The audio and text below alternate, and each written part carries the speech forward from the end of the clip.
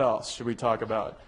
Oh, thanks a lot for doing the 2 essay assignments. As you could probably tell, we were trying to get at something about the fundamental attribution error, taking the perspective of the other. If you remember the lecture that we wrapped up at the last class meeting, it was all about how it's not easy, it's not natural to take the perspective of other people, and instead it requires effort.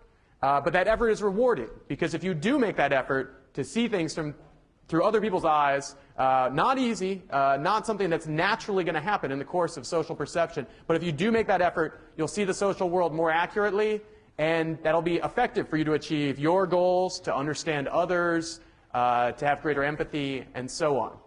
I know when I did this assignment, I'll be honest, I ripped off this assignment from Michael Lavalia, who you've read some of his chapters already in the class this semester, and he was my first, well, actually my second social psychology teacher, but sort of a mentor to me when I was an undergraduate, when I was in your shoes. And I remember he made this assignment, and I actually totally learned something. Like when I was 19 or 20, whenever I took his intro to sociology class where he assigned this, I was very much the angry young man type. So I'm sure you know some of these very annoying people. I was one of those. I was an angry young man, full of self-righteous. I was assured that I was right in every conflict. I'd been on the debate team in high school, right? I was the president of the debate team in high school. Yeah, that bad, worse than you can imagine.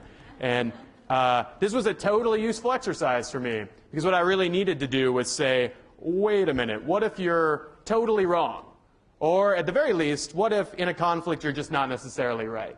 And the assignment is to understand how the other person might be right, or at least understand how it is that they think that they're right. And that was a useful exercise for me, and it helped me get along with my roommate better as well, because we'd had this conflict where I'd thrown like a shoe at a door, which is stupid, but anyway, I still remember it today because I had to write 2 essays on it. And in that, actually, one thing I realized at the end of that exercise, the exercise you just completed, was I was totally wrong. I was not even like, it wasn't even subjective, like I was straight up wrong. So that's one thing you might have learned. A few of you, all of you, most of you were right, I'm sure, but it's helpful to take the perspective of the other. What else do we need to talk about? One other thing I was going to say organizationally is the PowerPoint slides are online. The lectures are webcast, so you don't need to take notes for the most part. You can probably come in and just pay attention, and that should be enough. I mean, I'm not saying don't take notes if you want to, but I notice a lot of people are like, should I take notes? In what detail should I take notes? I would say for most of you, you could actually just download the PowerPoint slides. Having said that, you might have noticed I haven't put up the balance theory PowerPoint slides yet, and I can't get AirBear's access in here. So that one's not up, but it'll be up briefly after class. Any organizational questions, or should we go ahead and get started with this quiz? One thing I should say, if you require special accommodations in this class, we're aware of that, and we spoke with DSP about making provisions for the quiz. And they need some time to get back to us, so please just go ahead and take it. And if you have any serious problems, contact Nora, but go ahead and take it, and then we'll contact you later when DSP gets back to us, so you'll be taken care of. But otherwise, we'll go ahead with the quiz. In the next 30 seconds, let's close all laptops, put away all notes, all books, all the cheat sheets that you spent all night designing. All those those are not actually allowed this time. We put all that stuff away, and we'll get started with this quiz. I was joking about the cheat sheets. We're going to do this again. What? Oh, yeah. Okay. Yeah, tell Craig Yeah. to take the back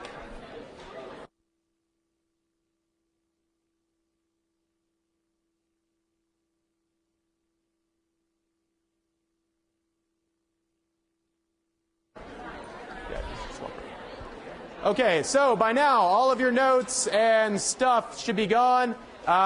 This is actually kind of a trial run for exams. Exams, there should be literally no one talking right now. For exams, We're going to be packed in here, and it's going to be messy. It's not going to be pretty, but you're all going to be acing the exam, so you'll be happy. You'll be singing inside.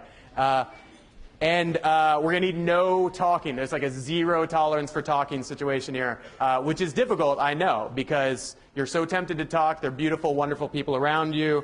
I would talk to them as well. Oh, great, now I have air bears. God damn. Yeah, but we're going to have a 0, literally 0 talking situation. All of your notes should go away. Pull out a single sheet of blank paper. If you don't have one, borrow one from a neighbor. You can talk enough to get one. That's A-OK. And then we'll do a brief quiz. It's 6 questions. You'll need to write out the answers. It's not like ABC, but it's multiple choice, but it's not ABC. So you write out the answers, and we'll go through each question in turn. Raise your hand if you do not have a sheet of white paper yet, and we'll get one to you pronto. Okay. Okay, cool. So this is a dry run for exams. So 0 talking, 0 looking at your notes, and we will begin now. Okay. So, but don't be nervous. I'm sorry, that sounded kind of nerve-wracking. Okay. So question 1. And you just put your name and student ID at the top right, and then put 1. According to Aronson and Mills, how do severe initiations affect liking for the group? Do they increase it? Do they decrease it? Or do they not affect it? So just write your answer down for that, for 1.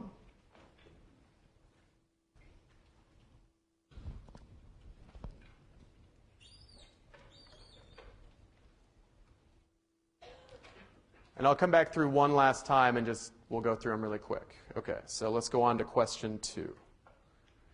For question 2, Aronson and Mills' findings most clearly support which of the following ideas from class? Motivated reasoning, cognitive dissonance theory, or anchor and adjustment? Those of you who are just coming in, grab a sheet of white paper and do this quiz.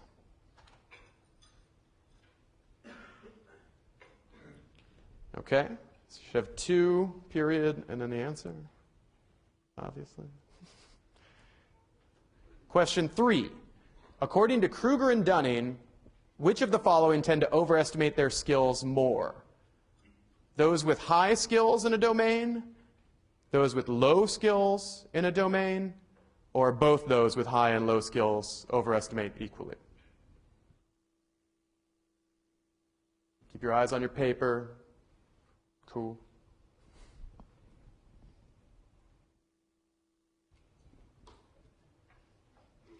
Right on. Question 4. Kruger and Dunning's paper documents a pattern that is closely related to which of these ideas from class? Cognitive dissonance, balance theory, the above average effect, or obedience?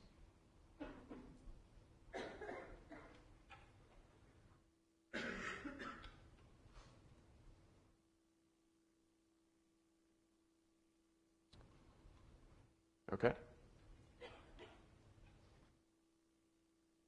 And we'll zip through them really briefly at the end. So if there's one you didn't read fully, make a note of it, and we'll go through it.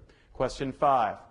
From the list below, which is not a factor that can lead to interpersonal influence that is discussed in the Cialdini book?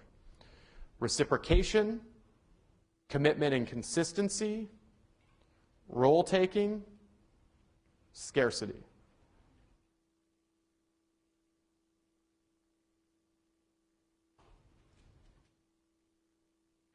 Okay.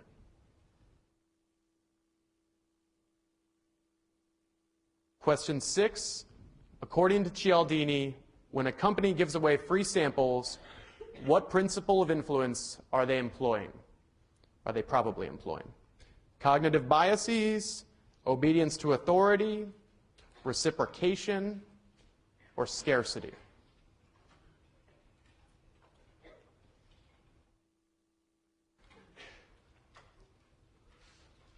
Okay. Okay, now we'll go back through them so you can get one last glance at them if you need it. And please continue to be quiet. Thank you. According to Aronson and Mills, question 1, how do severe initiations affect liking for the group? Do they increase it, decrease it, or have no effect on it? Question 2. Aronson and Mills' findings most clearly support which idea from class?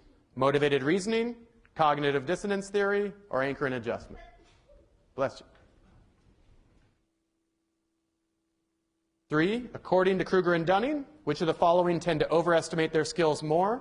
People with high skills in a domain, those with low skills in a domain, both those with high and low skills overestimate equally. Question 4, Kruger and Dunning's paper documents a pattern that is closely related to which of these ideas from class? Cognitive dissonance, balance theory, the above average effect, or obedience? From the list below, question 5, from the list below, which is not a factor that can lead to interpersonal influence that is discussed in Cialdini? Reciprocation, commitment and consistency, role-taking, scarcity?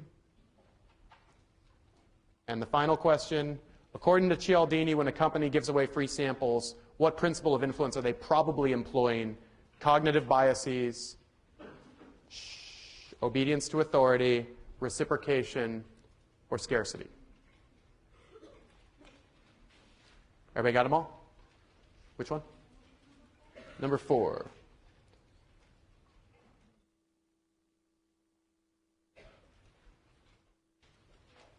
Any others want to see again? Which one?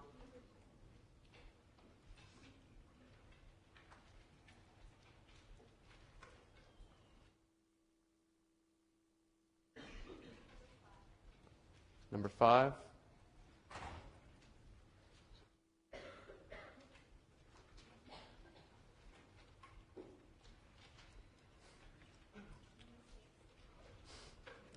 Number 6. There's only 2 left.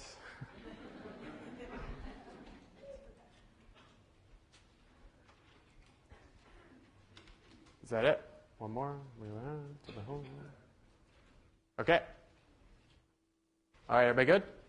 Great. Now, please pass it down to the end of the aisle. If you're on these sides, pass it down to the end. If you're in the middle, pass it down. Actually, towards Kristen, because she's there. So let's go that way, if you're in the middle. Sorry, I switched it up on you if you're in the middle.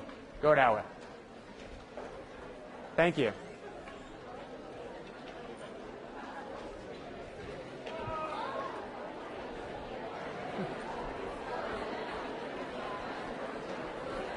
Let's not talk until we have them all in, okay? Let's not talk until I'm fighting an ocean here. It's impossible. Please be quiet until we have them all in and collected. Whatever. All right.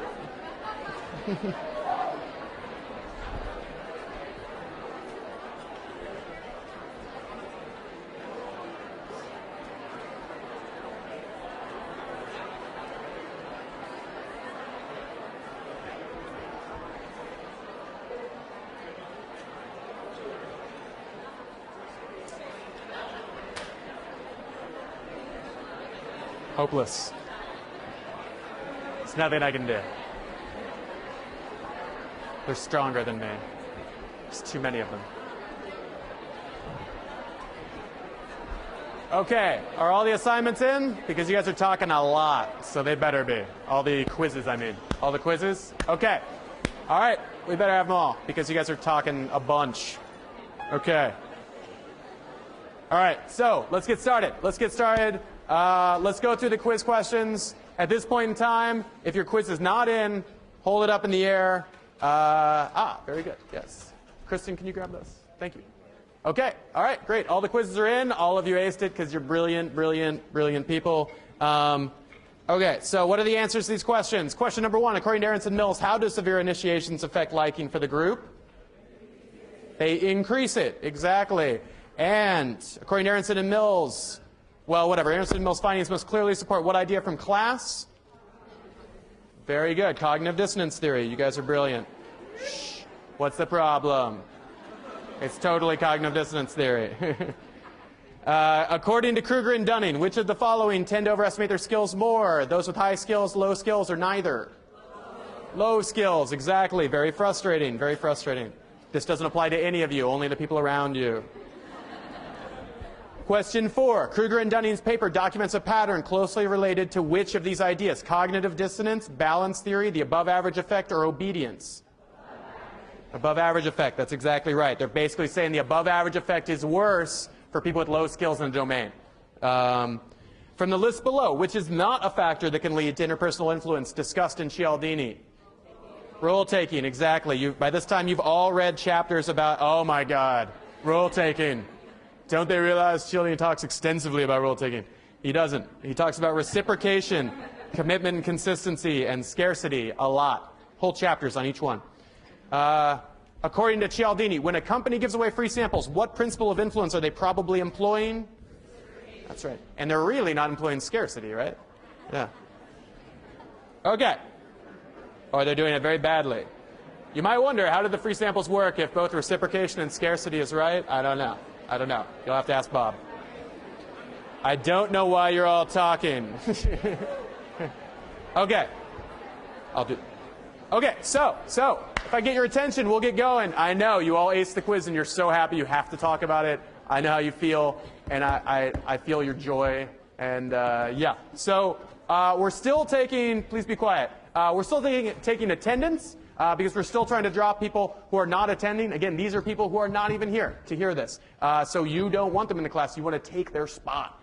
And that's okay if they're not attending, right? So we've dropped a few more people last time than the time before because we had a kind of a tough threshold. And so a lot of you got in that weren't in from the wait list. So that's good news for those of you on the wait list. And we're going to do another round of that where we drop people for non-attendance. And then we'll admit those of you who've been attending really well. And so because we encourage attendance. We think it's great. That way we know you're learning. What else do you need to know about that? Not really much else. We are winnowing down the wait list. So in a way, I don't think there'll be quite as many people that get the tough news at the end that they just can't get in even though they did everything right. We're trying to make that number as few as possible. And also, just kind of basic social psychology. We just had 2 assignments and a quiz. There might be some voluntary drops that happen after that. So you should be aware of that if you're just kind of waiting on a slot. Are there any questions about attendance and stuff like that? So yes, so we just put out attendance sheets. Please be sure to get your name on them. It's your responsibility to get your name on an attendance sheet. Otherwise, it's like you weren't here because we just don't know. So please do that. Yes, ma'am. I'm not sure yet. Maybe. That's why you must attend class. It's very important to attend class, and it's in the syllabus. You're expected to attend every class. So I'm not going to commit to an answer to that one yet. Maybe later in the semester I'll let you know. Yeah, good question, though. Other questions? Yes, ma'am. Is there a way of checking whether we got full or partial credit or papers? Oh, yeah, we're going to find some way to get papers back to you. But it's like we're not exactly sure how to do it. Because last year I had 300 people in this class, and we put them in the main office of the sociology department, and it went bananas. There was this whole herd mentality, this social psychological phenomena were flying left and right, and the staff of the sociology department wanted to kill me. And I'm not even kidding, too, and they were right to do it, frankly. And it was this diffusion of responsibility, herd mentality, and people were just throwing shit like left and right, like tearing stuff up, like grabbing anything of value that they could. It was really crazy. It was really crazy. So we can't do that. We really can't do that with 500 people. So we're gonna have to figure out something, or maybe we'll play some kind of practical joke on the staff again. It went just as planned last year. So. Okay, so where were we when we left off? We were talking about cognitive dissonance theory. So let's get back to that. Cognitive dissonance theory was a dominant theory in social psychology for about 20 years. And it was a theory that was inspired by, well, we talked about artwork. Artwork is fun. I wish we could talk about that all semester, but I'm just not qualified. We talked about things that produce dissonance, cognitions that are mutually exclusive, that are somehow at odds or contradictory, produce cognitive dissonance. And then the mind finds this an uncomfortable state and seeks to resolve dissonance, usually without telling you. And how does it do it? It does it by disregarding a cognition, changing a cognition, distorting a cognition, or adding a cognition. So you can disregard one because the two are contradictory. That'll fix the contradiction. You could change one. You could distort one to bring them in line. Or you could add some third cognition that somehow remedies that dissonance. And we went through a few examples, everything from playing basketball to having offensive friends. And we talked about examples of each form of dissonance reduction for each of these examples. And I hope that made things pretty clear. Then we talked about when prophecy fails, which was a qualitative study that Fessinger and Stanley Schachter and some other dude did in 1956, where they studied a cult in Chicago that thought the world was going to end. Then the world didn't end. A couple people opted out of the cult, but most of them stayed in the cult and believed goofy things that the leader of the cult told them to believe about why the prophecy never happened. That goofy person was Mrs. Keach. Okay. And this is a great example of the value of qualitative research, where if you wanted to understand how cognitive dissonance theory works, you need only look at these quotes. These are people who've given up their lives to be in this cult, pinned their whole lives on this idea that the world's going to end in a great flood. Then the world doesn't end in a great flood at the time that they think it's going to, and what do they say? They say, I have to believe that the flood is coming because I've spent all my money. I quit my job. I quit computer school. I didn't know they had that in 1956. I have to believe. I've given up just about everything. I've cut every tie. I've burned every bridge. I've turned my back on the world. I can't afford to doubt. I have to believe. And there isn't any other truth. I could give you those two quotes, and you'd probably understand cognitive dissonance theory pretty darn well. But instead, I went on and on for an hour. But that's the value of qualitative research, is sometimes people will just tell you such revealing quotes that you can just see it. You can just see exactly what's happening. You don't need an experiment. And I give you this other example, one of the most famous historical examples of cognitive dissonance, the results, the social effects of the 1755 Lisbon earthquake, which was the biggest earthquake in modern history, 9 on the Richter scale, totally petrifying to Californians like ourselves. And, or maybe not, actually. They'd say that Californians and earthquakes were like a classic example of cognitive dissonance theory, where we walk around with this concern about earthquakes all the time, and so we just resolve the dissonance by pretending it's not that big a deal, or whatever. That's what I do, at least, you know, because there's just no thinking about it, you know. But, you know, prepare and all that. Don't deny that, yeah, get your earthquake kit. So what were the effects of the 1755 Lisbon earthquake? Well, there were widespread effects. On the one hand, the king decided, let's do serious seismological research. Let's start carefully documenting how earthquakes work. And he did some very smart stuff, where he sent out these surveys to people in different parts of the country, and they were able to kind of estimate where the epicenter was and the magnitude and stuff like that. But what I'm interested in communicating to you is the huge effect it had on thinkers at the time, Enlightenment thinkers. People like Rousseau, Kant, Voltaire, famous philosophers, many of them moral philosophers. And what they took from the 1755 Lisbon earthquake is a great threat to their belief in the existence of God. Or maybe they didn't all believe in God, but they were, you know, they were thinking about maybe believing in God, and they couldn't understand how a benevolent, omnipotent, omniscient God could exist if terrible things happen to good people. How can it be that there's a God who's good, knows everything, and runs everything, and then Lisbon is leveled one day in an earthquake, and thousands of people die? And this threatened, and it shook their belief to the core. And a lot of people have since, a lot of historians and philosophers at the time even, have identified this as sort of the birth of modern secularism.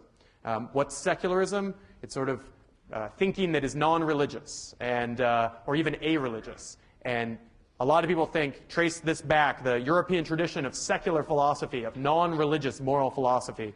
They trace it back to the 1755 earthquake. Very interesting to me. Okay, so we just asked you a bunch of questions on Aronson and Mills. You aced these questions, so let's cover that material again for some reason. Okay, but this is a great case study example of research supporting cognitive dissonance theory. So let's go through it so we can have cognitive dissonance theory down pat. Okay, so Aronson and Mills in 1959 wrote a paper called The Effective Severity of Initiation on Liking for the Group. And they were inspired in this research by the observation that groups that have really severe initiations seem to lead to greater liking for the group. And they thought, this is kind of a paradox, right? Why would it be that groups with heavy hazing rituals or big barriers to entry would somehow have members that are more devoted than other groups? You know, groups that are much easier to access. So if you look at cults, we need less talking in class. There's a lot of people talking in class. You're talking. We got to talk less. Okay, because you're disturbing your neighbors. And I've gotten email complaints about you. Okay. So they were, all of you, I've gotten an email complaint about every one of you. So Ahrens and Mills are motivated by this observation that groups with strict initiation rituals seem to command great solidarity and commitment from group members. So if you look at cults are very tough to get into in some ways, but people who get in them are very devoted. Or gangs, they beat you into a gang in a lot of gangs, but then they're incredibly, incredibly high in solidarity and cohesion and commitment to the group. Strict churches. They also are hard to get into, but then people, when they're in there, they're stuck. They're in there. What other ones? Well, what's the one that I'm not saying that you might think of on a college campus? A fraternity or a sorority, right? Fraternity or sorority, you have to say the Greek alphabet backwards and forwards before the match burns your finger. That's how every fraternity and sorority works. That's what I'm told. Very severe, you might burn your fingers. And so as a result, you love the group so much. I know, whatever. Okay, sports teams. Sports teams often have hazing rituals for entry. They're not supposed to, but often they do. And then they command great solidarity and teamwork possibly as a result. What are other examples of strict groups? Hard to get into, but then great solidarity once you're in, or great commitment. The military, exactly. Thank you. The friggin' military, of course. Military, very hard to get into. Who's seen Full Metal Jacket? Okay, great. I don't even know that that's really a great example, but I think that's actually a really bad example.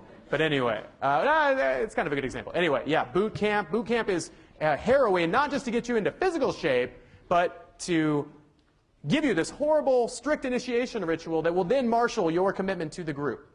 So, another explanation, though, is maybe it isn't the case that the strict initiation rituals make you love the group. Maybe it's that the strict initiation rituals filter out everybody who isn't going to love the group. They just don't make it through the hazing rituals. And the only people left are the people who really, really already liked the group a lot, right? And this is a very plausible explanation. I mean, this is probably what happens with the military and strict churches to some extent, right? They have these strict initiation rituals. Not everybody is willing to go through it.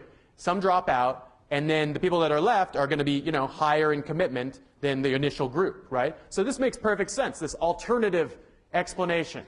So what would you do? What would you do in this situation if you're a social scientist?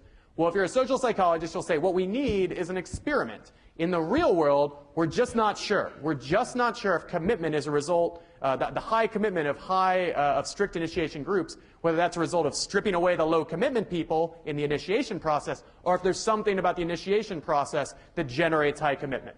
So that's what they did. Aronson and Mills were social psychologists, so they went and constructed an experiment.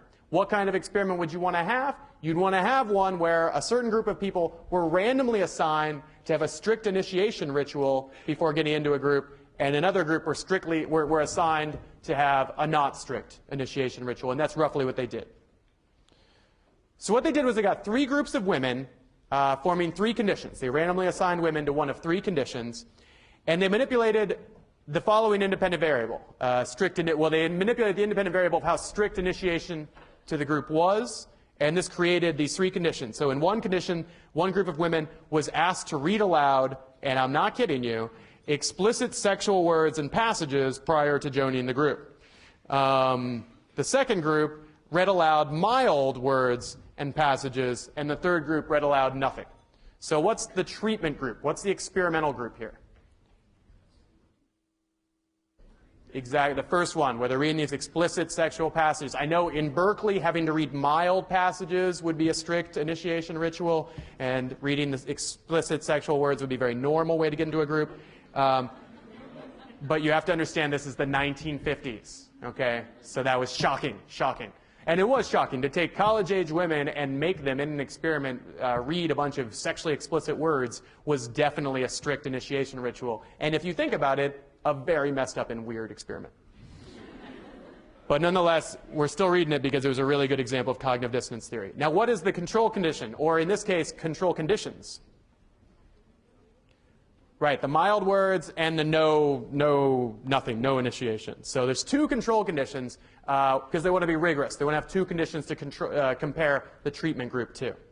So after this initiation ritual, where some of the women have to say sexually explicit words, other ones say mild words, and the other ones have to say nothing at all, then women were asked to listen to an incredibly boring discussion of sexual behavior in animals. Okay. Okay, so they're done with the kinky stuff and they're on to the dependent variable.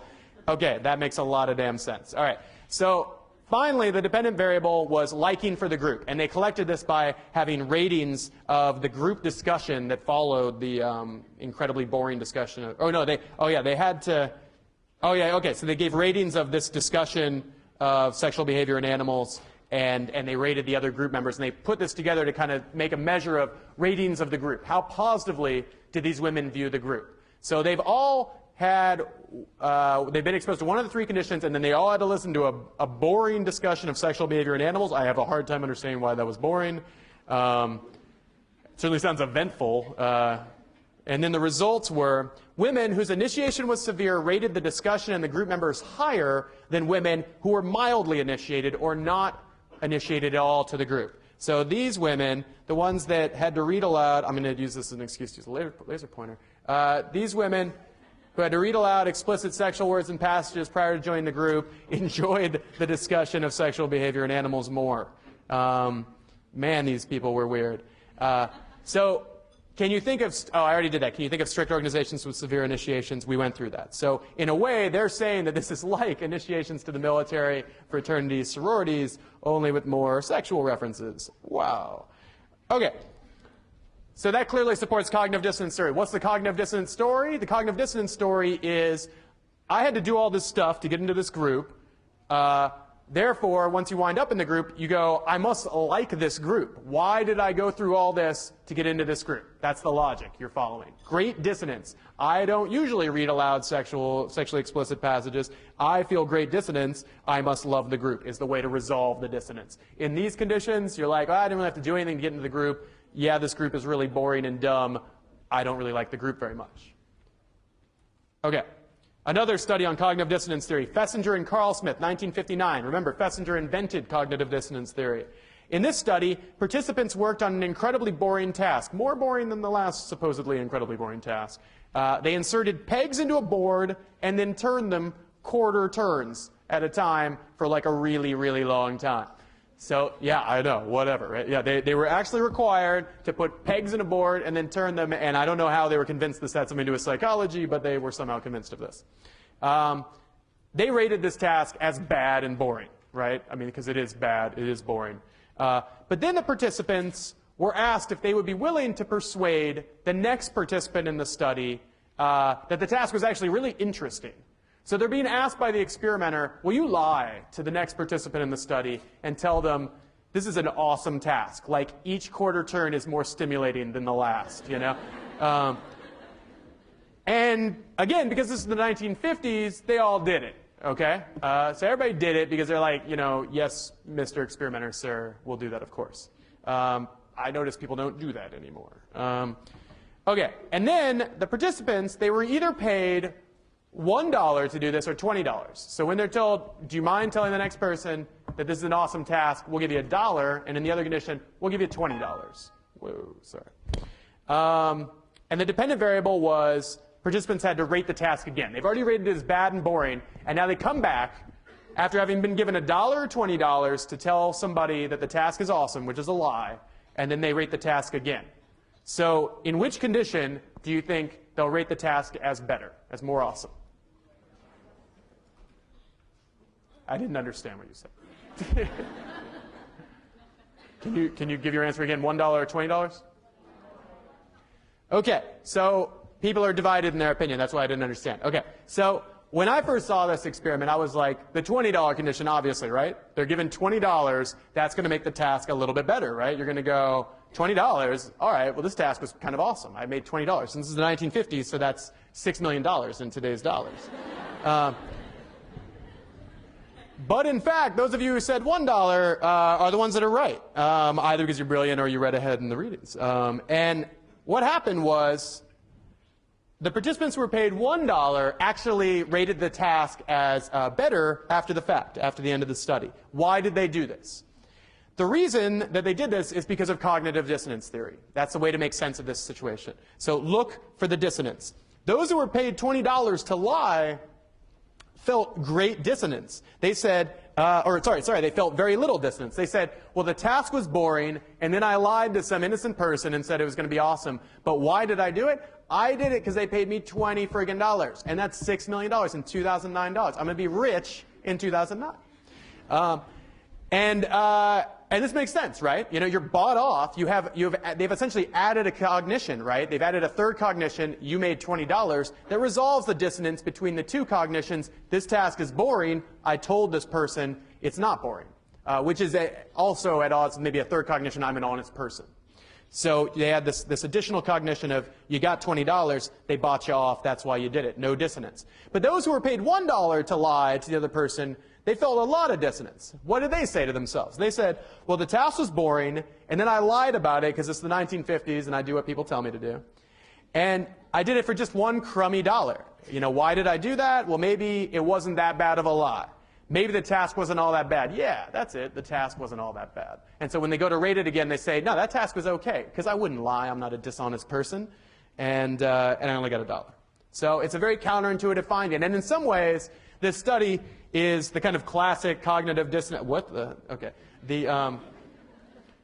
Okay. In some ways, this is the classic cognitive dissonance theory experiment. There's a lot of experiments like that where you're going to expect one well, like half of you didn't, but whatever. Where you might expect one finding and you'll get the other. You'd expect severe initiations reduce liking for the group. You expect when the prophecy fails, people will disregard their belief in the, what are they called? The guardians. And you think when you're paid $20, you're going to like a task better than when you're paid $1. This is a diagram which I made. No, I didn't make this, but a colleague of mine made this, and so I threw it in here. It only explains the same thing we just explained. So, oh, and by the way, this is something I found out last year about this experiment. It's very famous. As social psychologists, we like to sit around, have drinks, talk about this study. I'm sure you'll be doing that too this weekend. And one time we were talking about this, and somebody told me they actually they made the people give back the $20. Like, how messed up is that? That's so messed up. They didn't even just fund the study. Like one of the most famous studies in the history of social psychology, and they were too cheap to just spend, $1,000 paying these people the amount of money. You can't do that now. You really, really can't do that. But I mean, it was, $20 is a lot of money then. Okay, so some more examples. The political cognitive dissonance producing situations, and you can think, how would you resolve the dissonance? The political candidate you support is caught lying about something.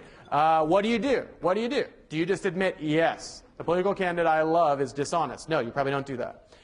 You see a film with a friend. You like it, she or he doesn't. What do? Not a friend anymore. Not a friend of yours. No one you need to spend time with. Alternatively, you know that Cal is superior to Stanford, which they are. Yeah, I know. Boo. But Stanford manages to win the big game. They get incredibly lucky. It doesn't make any sense. It rarely happens, but every once in a while it happens. Injustice happens. The rivers reverse the stream, And what do?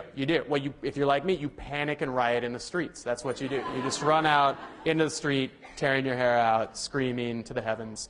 Or perhaps the most cognitive dissonance producing event in your entire life. One banana's green while the other two are yellow. That's the picture that came up when I put cognitive dissonance into Google Images. That's why you keep seeing it throughout this whole presentation.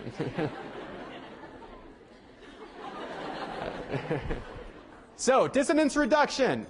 Another example, after a decision, we tend to increase our liking for the option we choose and decrease our liking for rejected options. This is nice. It's like this built-in thing that makes you comfortable with your decisions. Now, of course, there's also a documented pattern called, what's the opposite of this? Anybody ever heard of the documented pattern that's the opposite of this? Buyer's remorse. Buyer's remorse. So which one's true? The cognitive dissonance one is more true. Why? Because social psychologists came up with that, and buyer's remorse came up, somebody else, like organizational behavior economists, so therefore they're wrong in this room. No, in actuality, that's a place where we could use some really, really good experimental research. But the lion's share of the research suggests that when you pick something, you increase your liking for it, and you decrease your liking for rejected options. And they did a lot of really nice research on this in the 60s. So this brings up a big question. Is dissonance reduction good? Your brain does this naturally without really you're consenting to it. And it just does this in the course of social perception. You don't really get a chance to stop it, so you're stuck with it. So what should we think about it? You're stuck with it. Well, according to cognitive dissonance theory, you should like it because you're stuck with it. Just kidding. That was supposed to be funny. Okay. So it's hard to say. Certainly, blatant hypocrisy is bad. Maintaining completely opposed cognitions would be bad. You'd be a hypocrite, and it would make it hard to navigate the world. Right? If you can't create solid expectations about what's going to happen in the future, it's very hard to know, whether you should touch the stove that's hot, whether you should cross the street in front of the bus, and so on.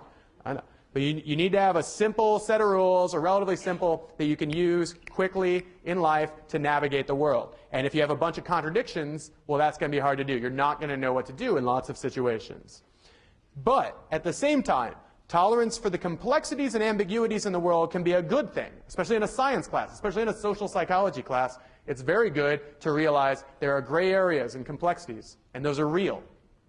So the world is not all black and white, and those with high tolerance for ambiguity, like the people that have personality types that can tolerate gray areas and contradictions, they do less dissonance reduction when cognitive dissonance happens.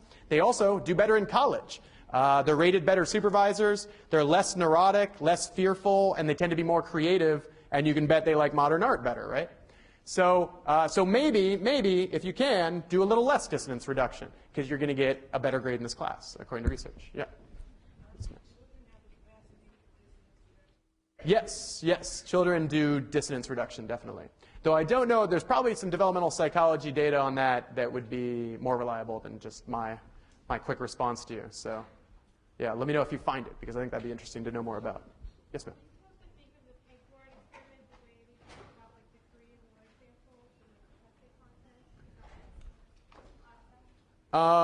The Korean, you're making references to the Cialdini book? Okay, the Korean War examples, I think those are commitment and consistency. Oh, no, but commitment and consistency works through cognitive dissonance. Once you commit yourself to some path, then your cognitions tend to fall in line with that path. So once you read aloud an anti-American statement, your attitudes will supposedly become more anti-American. Very similar to you lied about it for very little reward, your thoughts fall in line with that behavior, that unrewarded behavior. So yes, all of these are examples of cognitive dissonance theory and dissonance reduction. Okay, so on whether dissonance reduction is good, what would Ralph do? This is a good question to ask yourself. I tend to do this just about every day. What would Ralph Waldo Emerson do? Ralph Waldo Emerson said, "A foolish consistency is the hobgoblin of little minds." Most famous quote about consistency ever. So Ralph Waldo Emerson would say, have some tolerance for ambiguity. Have some ability to maintain vaguely contradictory thoughts in your head, because it will allow you to have more accurate cognitions and a greater appreciation for the gray areas that are actually true in the world. Okay, so how can you use cognitive dissonance to your advantage? And here I'm stealing, just stealing from Lavalia. But that's okay, he's a buddy of mine, so he'd be okay with that. So minimizing your need for consistency is not the only insight of use here. These cognitive dissonance studies can also bring us to a great social psychological discovery, and that is the following. And this is, I'll quote Michael so that he's not offended. We think that thought precedes behavior. We think that we have a thought, and then we go do a behavior. And certainly that's sort of true. Though we'll undermine that a little bit later in the semester when we talk about automaticity. But it may be just as true that behavior follows, that behavior precedes thought, that thought follows behavior. Because that's all these cognitive dissonance studies are saying, right? That if you're somehow compelled by a situation or an impulse or something like that to behave in some way, your thoughts will then fall in line with it. You buy something. It was a tough choice, but you bought it. Your thoughts will fall in line with that decision and start to say, wait, the thing I bought, that was a lot better than the rejected alternatives. You lie to somebody, you start to say, wait, that wasn't really a lie, that was a pretty good decision. You commit yourself to a cult, you come to believe that all the things they're telling you are true. And this is a powerful observation.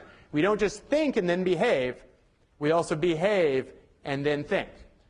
And this is a big observation. And it's also tremendously useful to apply in everyday life. So what did William James say about this topic? 60 years before cognitive dissonance theory was discovered, William James was talking about these exact principles, the first psychologist. So William James said, we need only in cold blood act as if the thing in question were real, and keep acting as if it were real, and it will infallibly end by growing into such a connection with our life that it will become real. So if you want to think something, behave in that way, your thoughts will fall in line. Or Alcoholics Anonymous, they say, bring the body, the mind will follow. You want to be a person who isn't addicted to alcohol mentally, cut yourself off from alcohol, and you'll become that person gradually. So, whoa, totally unnecessary. I don't remember doing that, sorry. Okay, so think of the $1, $20 study. If you behave in some way, your attitude will tend to fall in line with that behavior, as I've just told you. That what the? You can use this to make your life better. Don't think like you're the person you want to be. Act the way you want to be, and you'll become that person. So Lavallee emphasizes the strategic use of affirmations, right? You can go to Cafe Gratitude and order a meal, and you'll have to affirm yourself and your self-esteem and all that stuff. It sounds goofy. It sounds like that guy from Saturday Night Live. What's that guy's name? Stuart Smalley, when you all were 3 years old. Okay. The strategic use of affirmations may seem very silly, but it is actually a way to make you feel better about yourself. How to do it? How can you make your thoughts fall in line with the behavior? Don't just think positive thoughts about yourself. Write them down. Turn it into a behavior. State them out loud. They'll have a lot bigger effect on your thoughts subsequently. So strategic use of affirmations. For more details on that, look at Lavallee. It's a way to feel better about yourself. You want to be a non-smoker? Change the behavior first. I spent 10 years trying to be a non-smoker and failing. And I think a lot of it had to do with I had this stupid theory about how you change your thoughts about things. I thought, I'm going to wake up one day and not want to smoke. That was dumb, and I just never woke up that way. And so eventually I made like a binding contract. I told a bunch of my friends I'm quitting on this day. I did, and then now I don't even want cigarettes. It's a beautiful thing. Other things. Behave honestly, you'll become truly honest. Give to others, you'll become more generous. Talk to strangers, and you'll become outgoing, right? Like you want to be an outgoing, fun person, go to that party, you know? Then you'll be putting yourself in a situation where your behaviors will go in some direction, your thought will tend to follow. So go out and have fun, become happier, do the right thing, be a righteous person. Okay. So now let's take a 3-minute break, and then we'll start back with balance theory. All right, if I get your attention, we'll get going. Can someone wake up the man in the front right who's missing college? You're missing college, my friend. Good to have you back. All right. Okay, it was just a quick one. He was back up instantly. Okay, so we'll get started. So now we will do the lecture, the last cognitive biases lecture. It is on balance theory. Balance theory is an idea that's associated with our friend Fritz Heider, who literally was a friend of mine and my family's. That's why we're learning so much about Fritz's ideas, because he's super cool. Okay. All right, so balance theory. In 1958, Fritz Heider published a book called The Psychology of Interpersonal Relations. And this book is considered by a lot of people to be one of the greatest books in the history of social psychology. And why is it considered that? Because the book kickstarted 2 major research programs. One, attributions, which we already talked about. Remember the triangle and the square and the circle and the box and all that? That was the field of attributions. That was Heider's experiment, and he kind of kickstarted that whole area. Second idea, balance theory, which is first kind of elaborately presented in this 58 book, but technically came out first in an article that came out in 1946. And Heider's approach in this idea, this theory, balance theory, was distinct in psychological social psychology for its emphasis on theory. So one thing you'll notice is we have stuff like balance theory and cognitive dissonance theory, and these theories that psychological social psychologists came up with that we're learning here, because we're in this big social psych class that has psychology and sociology in it. But theory is not something that psychologists generally do a lot of. They tend to do kind of smaller, just kind of A to B type ideas, you know, like this variable causes this variable, this effect, this bias, and so on. So like the above average effect, these lists of cognitive biases we've been talking about besides balance theory and cognitive dissonance theory, it's more typical of psychological social psychology. But in the 50s, they got pretty into theory for a while, and the sociologists that do social psych have remained into theory. I just told you that to be thorough. It doesn't matter that much. Just pay attention to what we're doing. Okay. So what the heck is balance theory? Well, it is, like cognitive dissonance theory, another theory of cognitive consistency. And it's very similar to cognitive dissonance theory, though it was invented earlier. And I don't just say that because I love Fritz Heider. It really did get invented earlier. So let's talk about balance theory. Balance theory is a very simple and elegant theory, which, like cognitive dissonance theory, though you'll find many exceptions to it, but I think it cuts to the heart of great truths about interpersonal relations and social psychology. So it's a very abstract theory. So we start the theory, or explaining the theory, with three basic elements in a cognitive system. So this is a cognitive system, a set of cognitions in your head, three elements. There's a person, there's some other person, and then there's some impersonal object, idea, or event. We'll call it X. So you're P, there's some other person O, and there's something called X. And the main assumption is that you're P, remember, you seek balance among the elements in the cognitive system. Now, what the heck am I talking about? Okay, so here's an example. So I know, go to a movie with somebody. You go on a date. You go on a date to a movie with somebody. So you're P, your date is O, the other person, and X is the film Kung Fu Panda. Very hypothetical example. I've never done anything like this. So you like your date. I could use that thing. Where's that light thing? I love that thing, man. Okay. All right, I'll do it en naturel. All right. So you love, oh yeah, here we go. All right. You like your date. That's why you asked him or her out to see Kung Fu Panda with you. So that's a positive. That's the sentiment between you and your date. Okay? Okay, well, yeah, it could be any film, for example, any of the great films of the last 10 years, like Superbad, Cloverfield, or some other amazing film. Okay, so then you really like Kung Fu Panda, right? Because you have very good taste in film, and Kung Fu Panda is a great friggin' movie. So your date also likes Kung Fu Panda, thankfully, because she or he also has excellent taste, and that's balanced. How do we know it's balanced? Because you multiply these signs around, and they equal a positive, right? A positive times a positive times a positive equals a positive. And whenever you multiply all the signs around, you get a positive. That means it's balanced. You and your date have great taste. You like each other. That's balanced, okay? You propose on the spot. Okay, that's how this theory works. Okay, all right. Okay, but hypothetically, what if your date has very, very bad taste and somehow doesn't like Kung Fu Panda? Ridiculous, I know. This creates imbalance, right? Because if you multiply the signs around, you get a positive times a negative equals a negative, exactly. And a negative is an imbalanced state in this kind of system. So that imbalance creates discomfort. Maybe a little bit, maybe not a ton, but a little bit, right? This makes sense, right? Like if you and your date, and you like your date, right, or else you wouldn't be on the date with the person, you like them at least reasonably well. If you disagree about stuff, that's, somewhat uncomfortable, right? And if you agree about stuff, then that's comfortable, right? Okay. And in some ways, I think people think this is like what a great date is, right? Like a first date goes great when you talk about a bunch of stuff, agree a lot, find out you have a lot in common, have all these similarities, basically where it's repeatedly a balanced situation over and over. A bad date would be a date where your date is a fool and doesn't understand how great Kung Fu Panda is. So, balance theory says an imbalanced state is characterized by stress, discomfort, or unpleasantness, and it exists if there's one or three negative relations in a cognitive system. If there are 0 or 2, then it's balanced. But you don't have to remember that. You can just multiply the signs around and figure out if it's balanced or not. So if you multiply the signs around and it leads to a negative rather than a positive, then that's imbalanced. If it leads to a positive, that's balanced. And note that not all imbalanced states are produced by watching the film Kung Fu Panda. Most are, though. Okay. It's a general theory, mostly applies to Kung Fu Panda.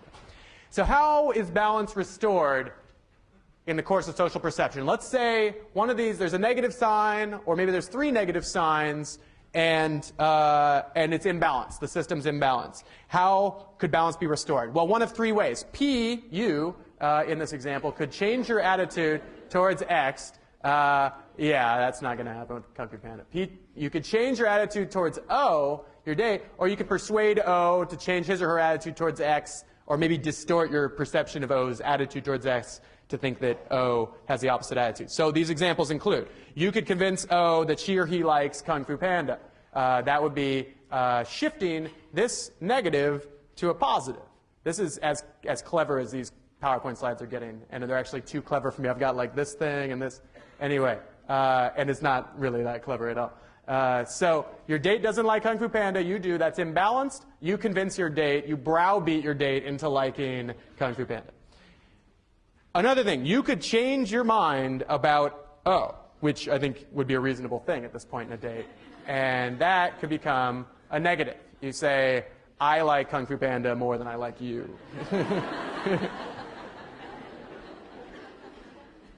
Okay.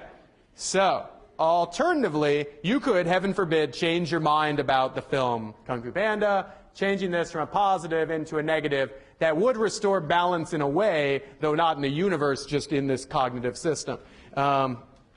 Okay, so do you understand how this would, do you understand these examples? There's a question, no question yet. Okay, cool, let's keep going. Yes. Yes. Okay, yes. Let's do the multiplication thing. So here's one, right? Remember we talked about this imbalanced state. Your date doesn't like the movie. You love the movie. You want to like your date, but they just don't like this movie. One thing you could do is stop liking your date. Now you multiply these around. Negative times a negative times a positive equals a positive, so it's balanced, yeah. And then we'll go back to this imbalanced state. The other thing you could do, heaven forbid, stop liking the film. Negative times a positive equals a positive. It's now balanced. So, all right. Okay, let's talk about a more serious example. Let's say you and your parents or some friend or acquaintance disagree about some political or religious issue, something important to you. So a classic example is maybe your parents are conservative and you're liberal. It's a classic, college students fighting with the parents over dinner at holiday break. And what are they fighting about? They're fighting about abortion, Christianity, the war in Iraq, sex, God, drugs, all these very controversial issues. So let's say that I don't know, you have some political thing, say you hate the war in Iraq. You're very against the war in Iraq. Your parents support the war in Iraq. And you want to like your parents. You always did before this conversation. This creates dissonance, imbalance, but also cognitive dissonance. So what could you do? Okay, so you could try to convince, this is what I do, try to convince your parents that they're wrong. You could try to convince them to flip this to a negative, right? So they also will see the war in Iraq as wrong, the same as you do. Or you could change your opinion, or at least maybe temper it while they're around, long enough to get next week's check for college. Okay, so that would mean changing this cognition, or at least seeming as though you do, and feigning a balanced situation. Alternatively, you maybe are so stuck on this cognition, and they're pretty stuck here, and you can't change it, and at least for the purposes of the discussion, you maybe have kind of a negative sentiment towards them, right? We've been in these situations, I think. Yes? Yes.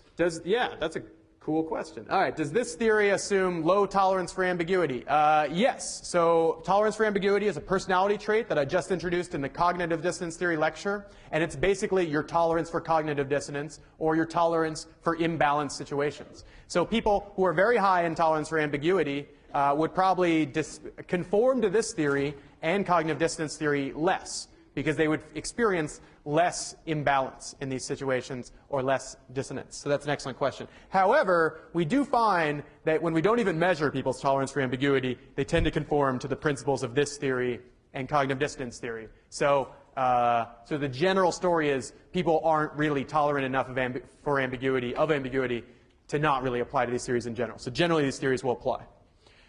Okay, or let's say, the two of you that are talking there, can you please stop talking? Thank you. Okay, let's say that you have someone that you really, really dislike. For example, I really dislike Paris Hilton. don't know her, but I don't understand why I still am being made aware of her every action. It's been 10 years now, and it's gotten ridiculous. But maybe for you, it's an acquaintance or a friend's friend or a political figure or a celebrity like Paris Hilton. You find that you agree with this person that you dislike on something pretty important to you. So, for example, God forbid, you find out that Paris Hilton's favorite band is the same as yours. Okay, so you dislike Paris. Obviously, I'm going to go on a first-name basis with Miss Hilton now. And you like your band because you have excellent taste. But then, strangely, Paris Hilton does as well. What do you do? What happens? Okay, you could start to distance yourself from your favorite band. You could start to say, well, you know, they're not that great, and start to flip this to a negative.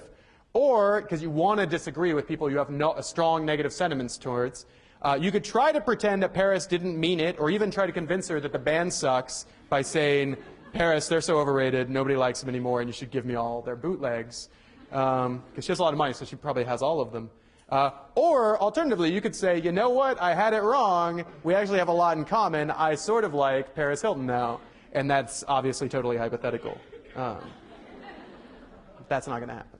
So, other balance theory stuff. By the way, every year there's somebody who likes Paris Hilton who complains after class. So that's inevitable, and I'm ready. I've got my arguments ready this time. I'm going to win this time. Last time I think they knew more about Paris Hilton than I did, and so I lost. This time I'm going to win. Okay, so bring it. I want you to.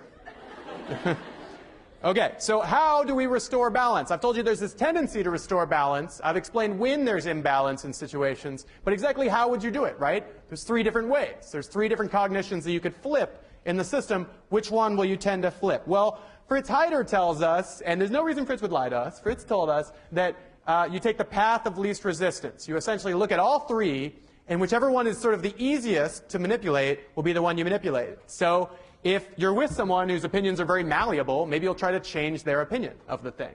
Or if your attitude towards the object or event or issue is not that strong, maybe you'll go, well, you know, okay, you know, maybe you're right. Okay, sure, whatever. Let's stop talking about it. Or if your attitude towards the person is not well formed, or it's right on the line between positive and negative, maybe if there's a strong enough feeling towards the object that you have, then maybe that disagreement will kind of tip the balance, and you'll dislike them more or like them less as a result. And maybe you'll even flip to a negative sentiment, at the least for the purposes of the conversation. So, for example, you could drop your girlfriend or boyfriend. Don't change your opinion of Kung Fu Panda, obviously, and that would be the path of least resistance. Okay. So this theory helps explain a lot of stuff, right? Why we disagree with people that we don't like, why we tend to dislike people that we disagree with a lot, why we, this isn't in the list, but why we get offended when people are disagreeing with us like all day. That really offends people. Why? Because it's signaling something we kind of implicitly know, because we sort of know balance theory. It's signaling, you don't like me. That's why you're trying to disagree with me, right? It also helps explain why we agree with people we like people that we agree with a lot, assume people that we dislike will disagree with us even before we know, why we try to agree with people we want to have a friendship or relationship with, right? Like why you pretend to like the same, music and movies as your date even when you don't, and on and on. And so the theory probably has some holes, right? It doesn't seem to apply perfectly to everyday life, but it's also a strong theory, and its strength comes from its parsimony, right? There's 3 elements. There's the positives and the negatives between the elements in the system. And then there's this one principle that you go to, or 2 principles, that imbalanced systems go to balance, and that you switch the sentiment of least resistance. You follow the path of least resistance. So in a way, it's a very nice example of Occam's razor. And that's a value that's really important in theory. What could Fritz Heider have done? He could have listed every one of these things and more, right? Because embedded in this theory is not just all these ideas, but like a whole bunch more. There's all these different predictions and scenarios that are described by this relatively simple theory. But instead he was able to keep it in, he was able to keep it in just a few simple principles. It also illustrates the principle that people talk about a lot, that my enemy's enemy is my friend. That if I dislike somebody else that they dislike is my friend. And this is a principle that's so strong, it's brought countries together in fighting wars, and has probably affected your everyday life in the past as well. But it's also a theory that helps explain why it is that when people play devil's advocate, they're incredibly irritating. And I think we've all experienced this. We've probably also been this person as well. I know I've been on both sides of the devil's advocacy thing. But if you're relentlessly disagreeing with somebody, it is damned irritating because it suggests that you dislike them. That's what it suggests. It may not be true, but that's the way it's interpreted. If it's relentless disagreement, even on stuff where it doesn't seem like they really would disagree. I don't know if you've ever gotten in arguments in relationships like this where you're like, wait, I know you don't even disagree with me on this. Like on Tuesday, you thought this. Now you're saying this just to disagree with me. Oh, my God. That got kind of autobiographical. OK, so you can also see the similarity to cognitive dissonance theory, right? It's very clear. Balance is pretty much the same as consonance or cognitive consistency. Imbalance is equal to cognitive dissonance. Restoring balance is dissonance reduction. And the techniques are mostly the same. You pick the path of least resistance. In some ways, I think people think cognitive dissonance theory is a more general theory. And it may be, but balance theory is pretty cool, too. Are there any questions about balance theory? OK, then that's it. And please come on Thursday and watch this cool film with the replication of the Milgram experiment. And I'll see you next Tuesday.